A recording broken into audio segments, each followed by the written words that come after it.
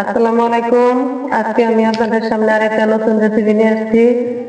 এখন আমি রেসিপিটা করতে যাচ্ছি। প্রথমে আমি এখানে পেঁয়াজ নিয়ে নিয়েছি। এখন আমি নিয়ে নেবো শুকনো মরিচ। মরিচটা ভালো করে ঢেলে নেব।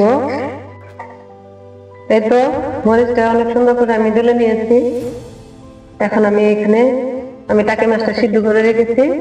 এই তো টাকি মাছটা সুন্দর করে সিদ্ধ করে কাটা বেছে নিয়েছি। এখন আমি মাছটা দিয়ে দিলাম। এই তো এখন আমি মাখিয়ে নিয়েছি। এখন আমি তেল দিয়ে দিব, সরিষার তেল। এই সরিষার তেল অনেক সুন্দর সেন্ট আসতেছে। এখানে ধনের পাতা কুচি করে নিয়েছি কিছু, ধনের পাতা দিয়ে দিব। ধনের পাতা দিয়ে ভালো করে মাখিয়ে নিব। এখন আমি আর একটু সরিষার তেল দিয়ে দিব। তেলটা একটু বেশি করে না দিলে ভালো লাগে না হাতে ভর্তা। তো তেলটা দিয়ে আমি অনেক সুন্দর করে ঢেলে নিয়েছি। এখন আমার টাকি মাছের ভর্তাটা রেডি হয়ে গেছে।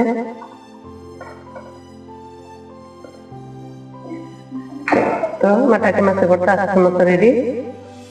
আসসালামু আলাইকুম, ভালো থাকবেন সবাই।